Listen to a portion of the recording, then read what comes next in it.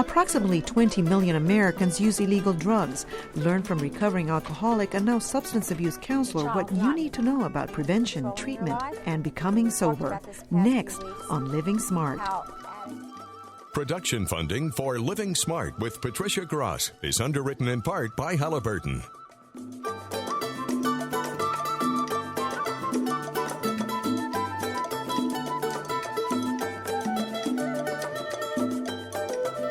Hello, I'm Patricia Gras. Welcome to Living Smart, the show designed to help you get the most out of life. Today's guest, substance abuse counselor Eliza Duncan, will share her own story as a recovering alcoholic and what you need to know about addiction.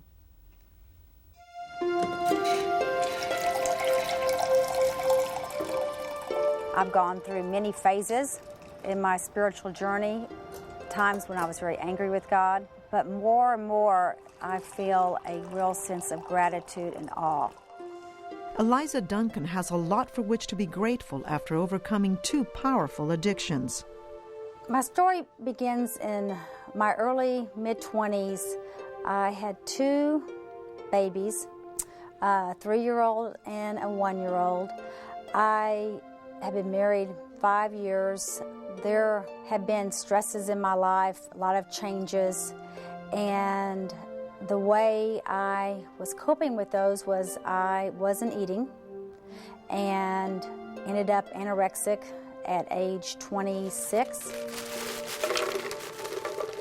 By the time Eliza sought medical help, she weighed 85 pounds. Her alcohol use increased as she confronted her eating disorder.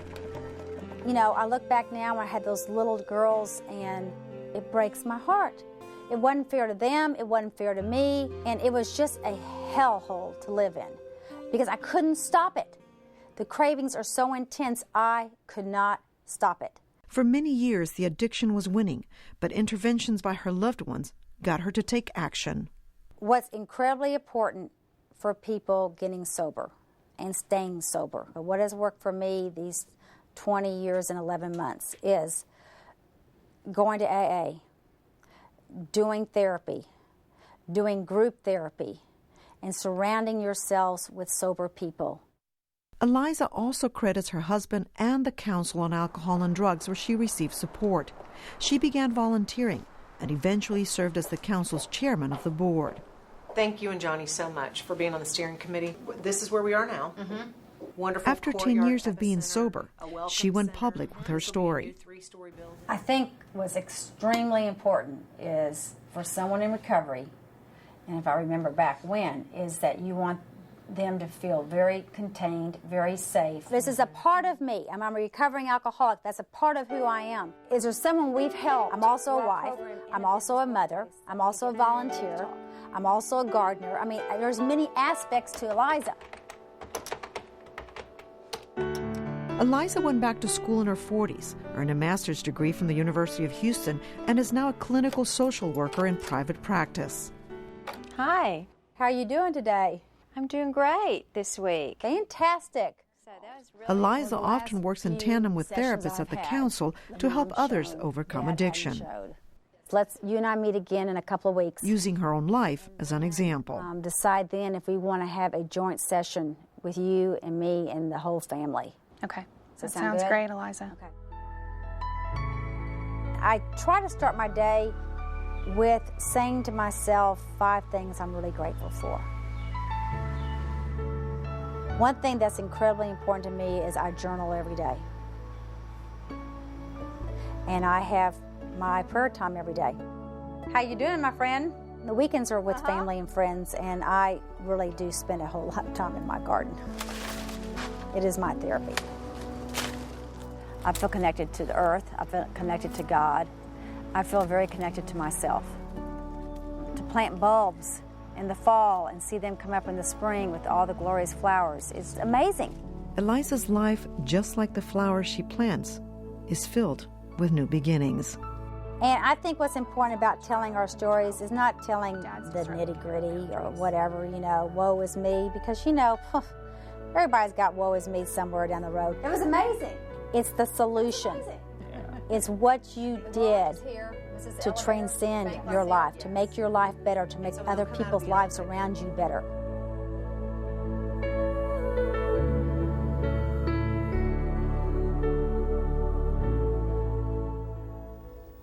Eliza Duncan, thank you so much for being with us. Thank you for having me here today. What do you think is the greatest discovery we've found about alcoholism in the past 20 years? There are two, I feel. One is that alcoholism is a disease that expresses itself behaviorally. It has a biological component.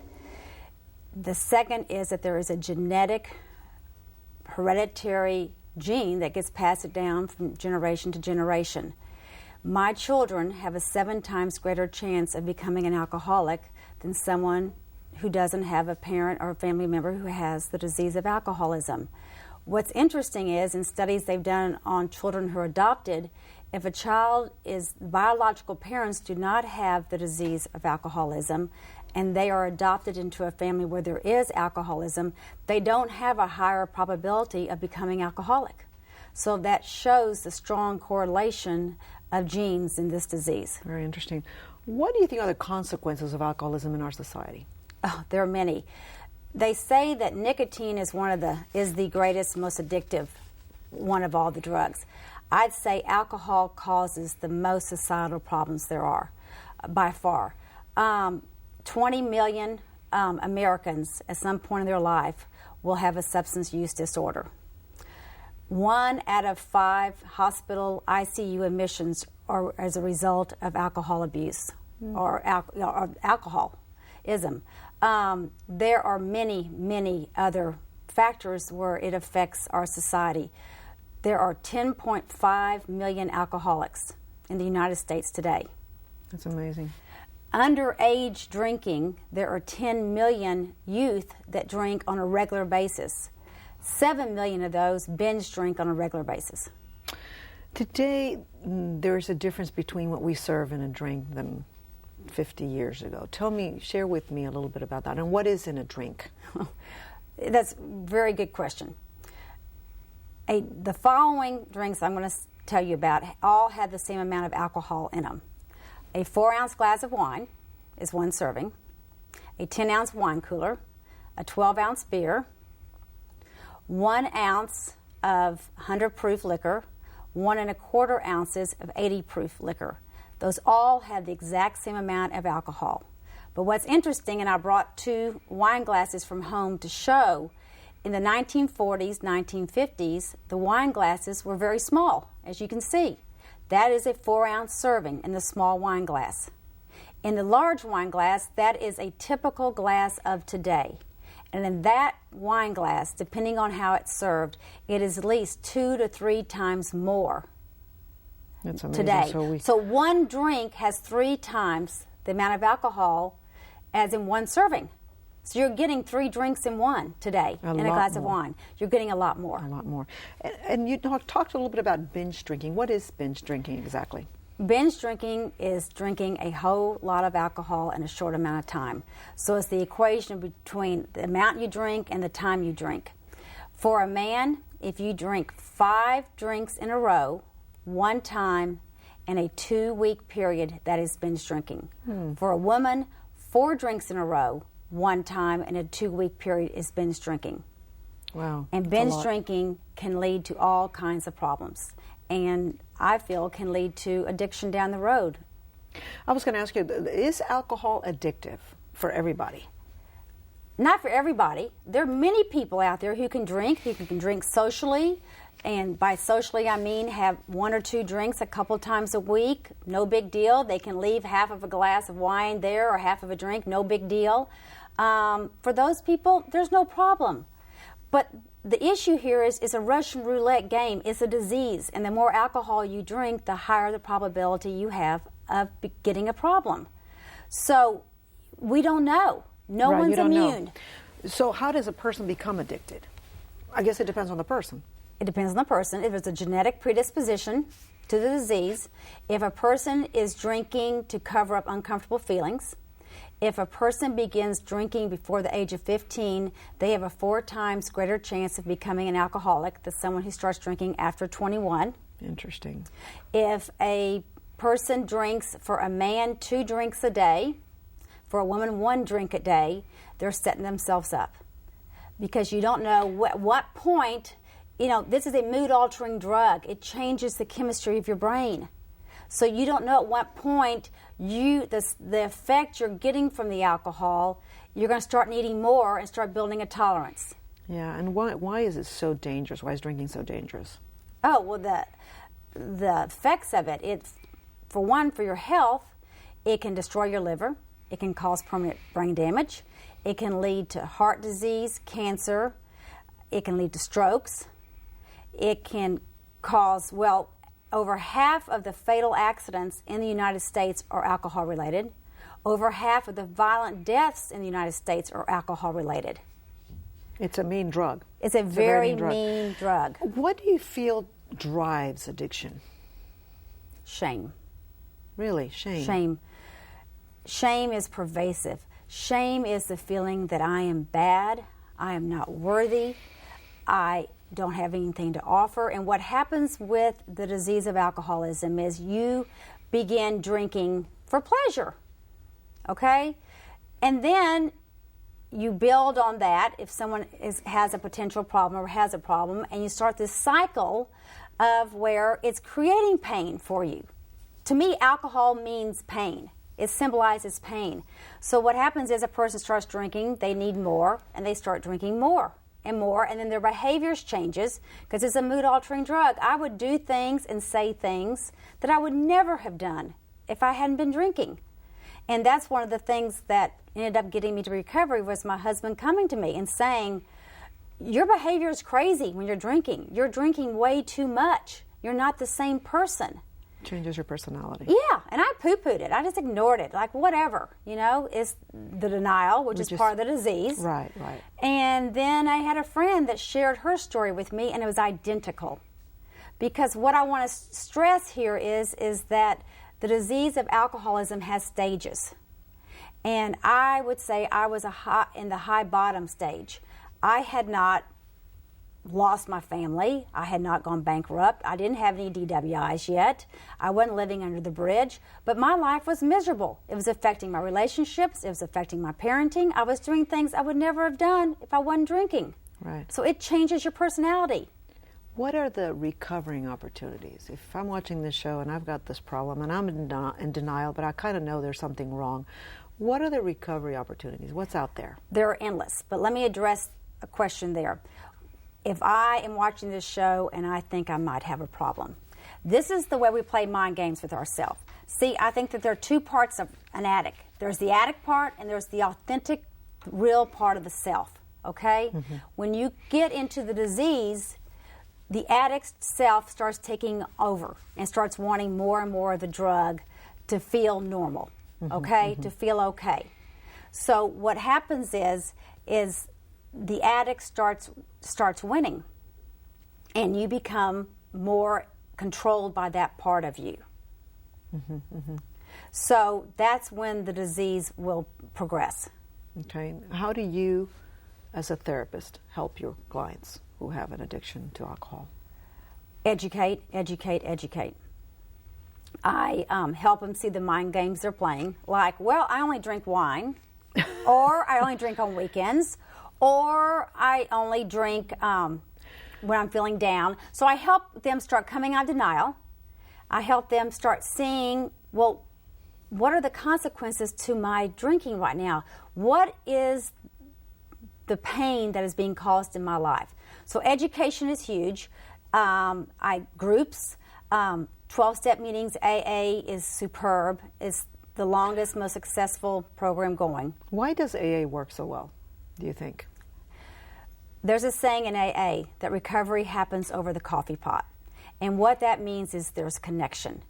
When a person is in the disease of alcoholism, they isolate, they are alone, they aren't connected to their friends, they aren't connected to their family.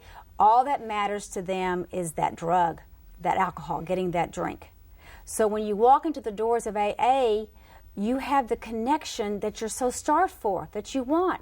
And so people talk over the coffee pot. People open their arms to you. People understand the horrific time of your life you've been in and the hell that you've lived in inside. It's an internal warfare going on every single day between the addict and the real self. Now, there's a lot of confusion out there because we keep hearing, oh, a glass of wine is good for you every day. Now they're saying 2 glasses of wine per day are good for you every day. There's a lot of information out there. What kind of questions should you be asking yourself, to find out if you are an alcoholic and not just a social drinker? Well, first of all, let me clarify. Studies have come out as recently as last week that grape juice has the same properties in it that help your heart as wine without the alcohol. Okay? Interesting. All right, so let me just clarify that first. Okay. And then what was the next thing you asked? The question is, what kind of questions do you need to ask yourself? Okay, ask yourself. Yeah. Is this interfering with my life? Okay. Is this interfering with my relationships? Am I having cravings? I got up in the morning and I had a craving from the time I got up until 5 o'clock when I had that drink. I would not let myself drink before 5 o'clock because I wasn't going to be an alcoholic. That's the game I play with myself. But then at 5 o'clock, I started drinking. Now, alcoholics tend to have codependence around them. Mm-hmm. What is a codependent and how do they help you continue to be an alcoholic? A codependent is another term, could be enabler. Mm-hmm. A codependent is someone who gives up their life for you. Their life centers around you. Whatever you do, whatever the addict is doing, the codependent is controlled by them. So in essence, the alcohol is controlling everybody. Mm-hmm. And you lose yourself. You lose your goals. You lose what you're here for, what you want to be doing. Everything is given up to protect the addict, to make excuses, to argue. Everything is around the addict. And so in many times, the person who's in a relationship with an alcoholic will end up worse off than the alcoholic. Yeah, and you have to get help for it as well. Absolutely. And there is help for people who are codependents. It's fantastic for people. For people who have, and sometimes they say start yourself before the addict will get help. At least you're getting help. Absolutely. And once you change, the addict may change. May it's change. Absolutely. It's not your problem. But go to Al-Anon. Go to open AA meetings. Get a better understanding about the alcoholic. The disease itself. Absolutely. As well. I went to the council myself years ago to start educating myself because I was wrestling with the fear, oh my God, what if? What if you're an alcoholic? Yeah. But you're still alive. But I'm still doing alive, very well. And it was not a detriment for me. That's right. Now, what factors do you think in American life contribute to the growth of alcoholism? Over 100 million Americans drink on a regular basis. It is cultural. It is embedded in our culture. Everything is around alcohol. I go to the checkout counter at the grocery store now, and it's wine and food magazines or wine this. It's just part of our culture. People don't understand that alcohol is a drug, that it's a mind-altering drug that changes the chemistry of your brain. And people don't get that. And I think that also our society is very fast-paced. Everything is bigger and grander. An average wine glass now is 3 times the size of the 1950s. An average cookie is 8 times bigger than in 1970. Okay, so everything's bigger and grander. We live in a very, very frenetic society. People don't know how to relax. That's true. Families are all over the world. They lose that connection. Dr. Bruce Perry has said that chimpanzees are our closest living relative, and that chimpanzees require a community of 50 chimps to live in. We're the same. We need extended family, extended friends. That's why AA works, because you walk in those rooms and you have an immediate family, an immediate connection with people who understand and care. You feel the love. You feel the love when you walk in, because I've been at a couple of meetings. What is the relation between alcoholism and depression? Well, initially, people, when someone comes in to get sober, they don't realize they don't know if it's primary or secondary. Mm-hmm. In my case, it was primary. The depression was there before the drinking, and so I was self-medicating with the alcohol, trying to deal with the depression. But alcohol is a depressant. It's an anesthetic. So it makes you even more depressed. Yeah. So it makes you more depressed. But also alcohol can create depression since it's a depression. So a person needs to get in recovery. If a person works a program of 12-step meetings, counseling, groups, whatever they need, rest, diet, exercise, many times the depression will lift. And if it doesn't, then that's something that needs to be dealt with. Absolutely. Because it is absolutely an illness. You have to stop drinking first to know the difference. Absolutely. What about people who say, I can do it by myself. I can stop drinking. I don't need treatment. I don't need anything. I'm going to do it by myself. Can they actually do it without all the things you just mentioned? I don't think so. I think if someone really has the disease of alcoholism, no. And that syndrome is a name called dry drunk syndrome, and what it means is that the substance has been taken away, but the behavior is still the same. And what will happen a lot of times, people will flip-flop addictions.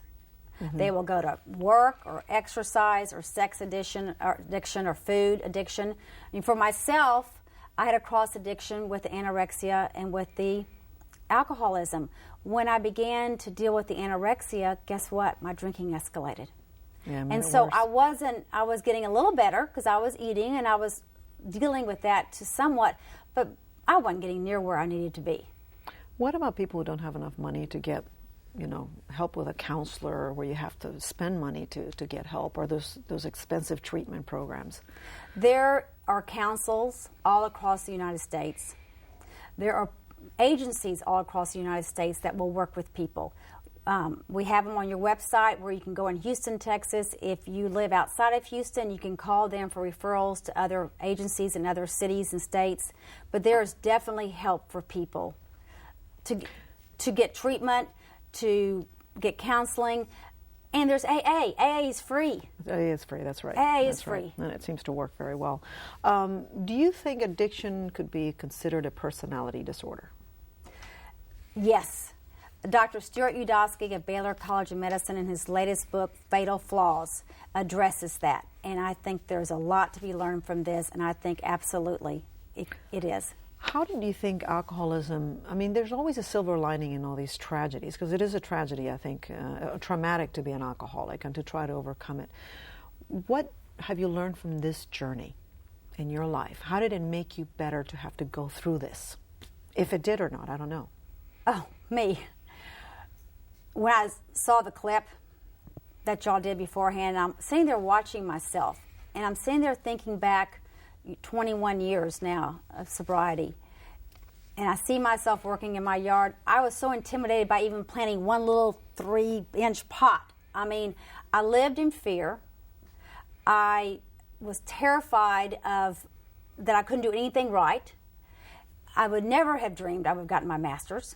I never would have dreamed I would have been chairman of the board of the council. I never been dreamed I was sitting here. My life is transformed. But I have a lot of discipline. And the root word for discipline is disciple in Greek, and that means student. And I've studied. It's a way of life. And I am going for the PhD in recovery and sobriety and living a life that's balanced. Do you still have cravings, Eliza, and how do you deal with that? Because this is apparently a disease of relapse. Yes, and cravings are a big part of it. And the first year of sobriety, I had a lot. That's why they say when you first sober up, 90 meetings in 90 days. You immerse yourself in it. You go around winners, and you learn techniques for dealing with the cravings. A craving does not last more than 3 or 4 minutes, and you have a plan on what to do.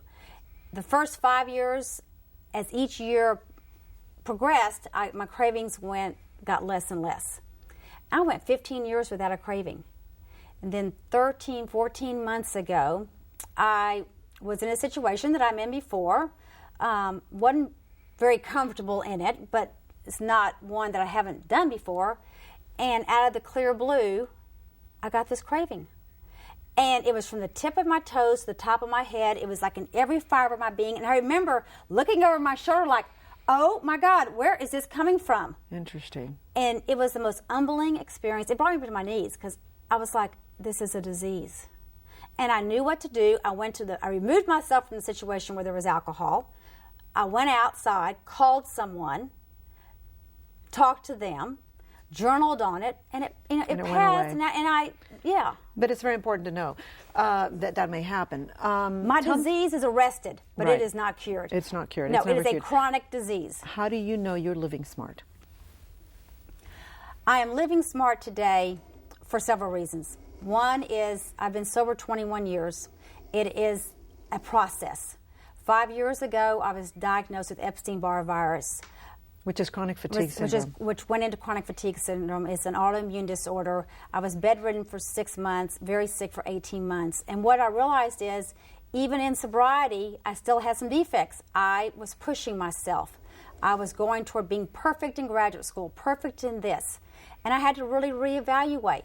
And I did. And what I know today is that my life is much more in balance. I take time to smell the roses in my garden. I balance my work schedule. I reach out to other people, but I learn how to say no. Thank you so much, Eliza Duncan, for joining us, and congratulations. And for more information on Eliza Duncan, you can check our website, houstonpbs.org/livingsmart, where you'll find a complete resource list. Feel free to share your own views on coping with addiction. You can call us with your comments at 713-743-8513 or email livingsmart@houstonpbs.org. And that's our show for today. I hope you've enjoyed it. Remember to live smart. I'm Patricia Gras. Have a fabulous week.